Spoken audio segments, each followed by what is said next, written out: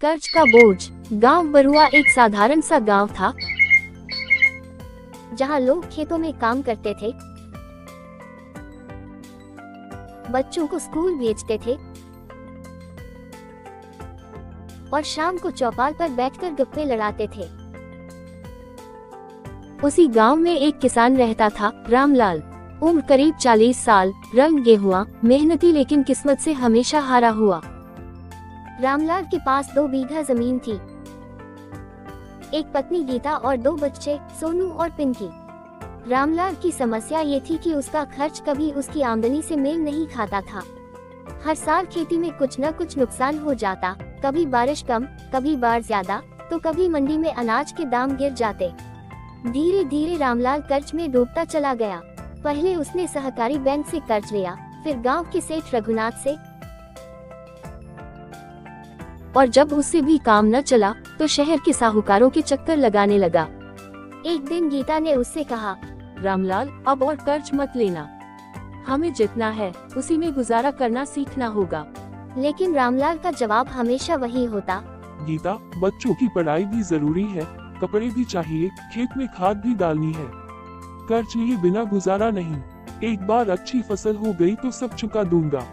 रामलाल का सपना था कि उसका बेटा सोनू पढ़ लिखकर बड़ा अफसर बने, इसलिए वह उसे पास के शहर के एक अच्छे स्कूल में भेजता था, जहां फीस ज्यादा थी लेकिन पढ़ाई भी अच्छी होती थी।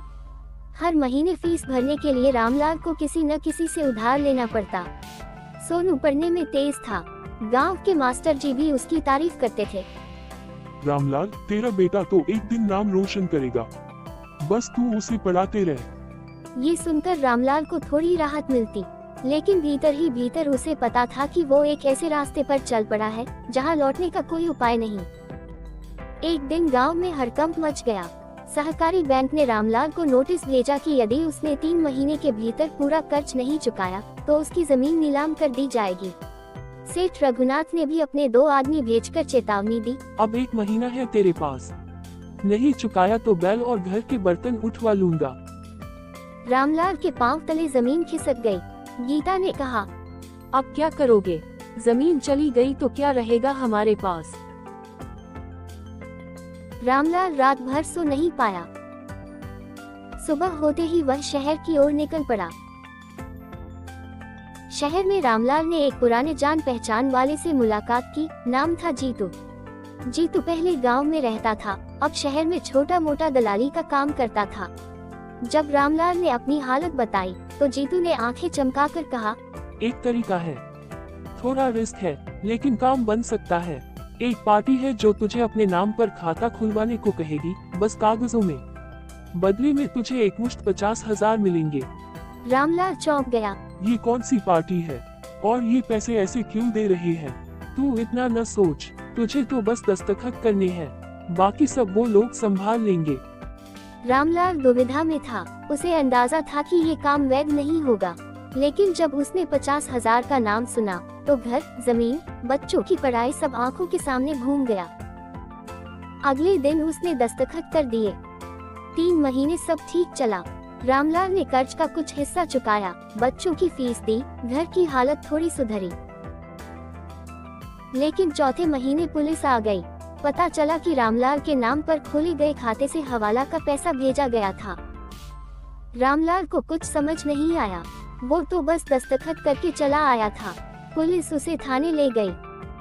गीता रोती रही। गांव के लोग बातें बनाने लगे, रामलाल ने बेईमानी की है, पैसों के लिए कुछ भी कर सकता है, अरे ये तो जेल जाएगा अब। कई हफ्तों की पूछताछ के बाद ये साबित हो गया कि रामलाल सिर्फ नाम का इस्तेमाल हुआ था।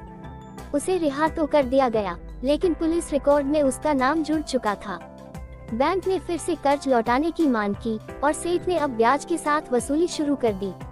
रामलाल टूट चुका था, शारीरिक रूप से भी और मानसिक रूप से भी।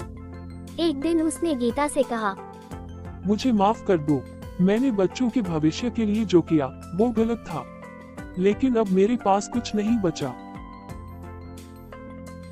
हम सब तुम्हारे साथ हैं। गलती हुई है, लेकिन अब हमें मिलकर उसे सुधारना है। रामलाल ने गांव लौटकर मजदूरी करनी शुरू की। सुबह खेतों में काम करता, शाम को गांव के बच्चों को पढ़ाता, ताकि किसी और का सपना अधूरा न रह जाए।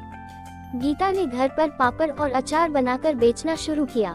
सोनू ने स्कूल छोड़ने से मना कर दिया और खुद ट्यूशन पढ़ाकर अपनी पढ़ाई जारी रखी। धीरे धीरे हालात सुधरने लगे। 3 साल बाद सोनू ने प्रतियोगी परीक्षा पास की और सरकारी नौकरी मिल गई। पूरा गांव हैरान था। एक दिन वही सेठ रघुनाथ रामलाल के घर आया और मिठाई देते हुए बोला, भाई तेरा बेटा तो कमाल कर गया। हमें तो लगा था तुम सब खत्म हो जाओगे।